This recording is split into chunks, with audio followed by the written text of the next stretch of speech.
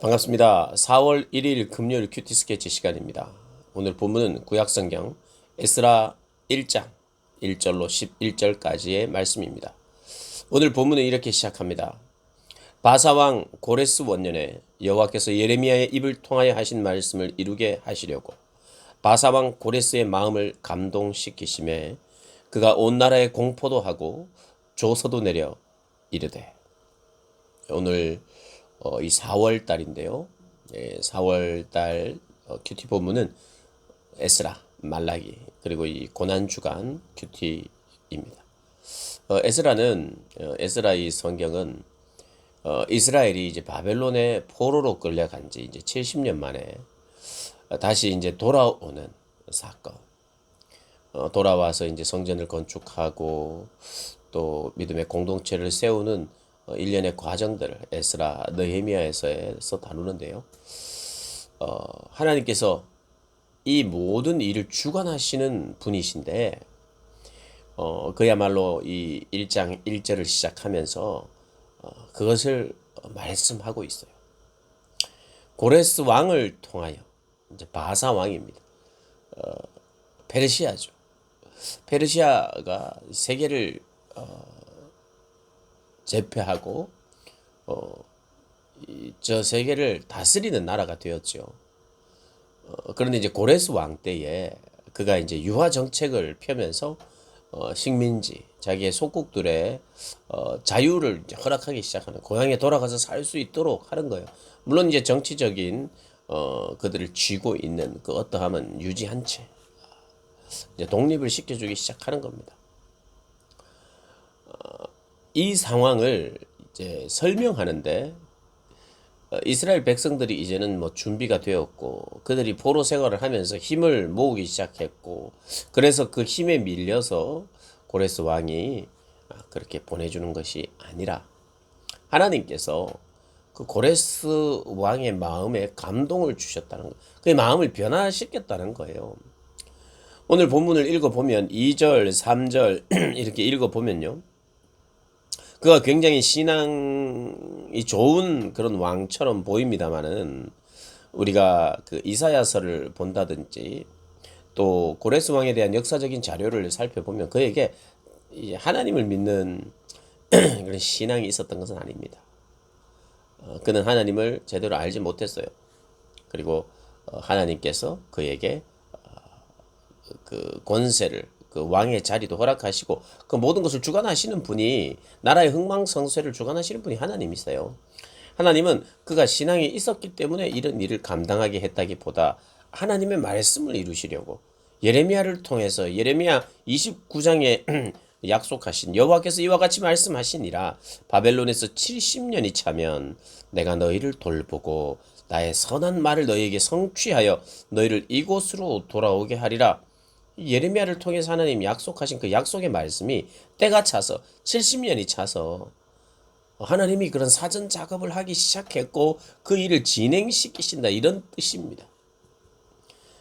사람들은 70년이라는 그 긴 포로 생활 속에서 그냥 바벨론에 그리고 메데 바사국의 그런 생활에 적응하면서 살았어요. 그리고 고국으로 돌아가야 된다, 예루살렘 성전을 다시 회복해야 된다는 그런 희망들이 점점 사라져 갈 때입니다. 오히려 그들에게 희망이 더 생겨가지고 결국 그 희망대로 된 것이 아니라, 그들이 뭐 독립전쟁을 일으키고 세력을 규합해서 힘이 생겨서 그들을 보내준 것이 아니라, 그들은 오히려 거기에 삶에 젖어들었고 또 거기에 적응했고, 오히려 다시 돌아가서 황폐한 땅에서 다시 성전을 짓고 그 나라에서 살기란 굉장히 어려운 상황이에요. 헌신이 필요한 겁니다. 물론 고향에도 돌아가는 것이 좋은 것도 있겠죠. 그러나 헌신이 필요해요. 황폐한 땅에서 성전을 건축하고 자기 집을 새로 지어야 되니까 쉽지 않습니다.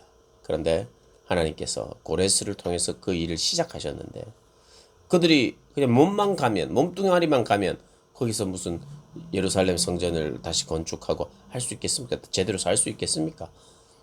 그래서 하나님께서 고레스의 마음을 움직이셔서 그들을 해방시켜 줄 뿐만 아니라 그들을 포로국에서 이제 포로로 끌려온 그 사람들을 다시 보내줄 때에 그냥 보내지 않고 오늘 본문을 보면 은그릇, 금그릇, 물품, 짐승, 보물로 돕고 거기 이제 그 이스라엘 백성들 주변에 살았던 그 바사의 주민들이 그렇게 도와주라고 말하는 거예요.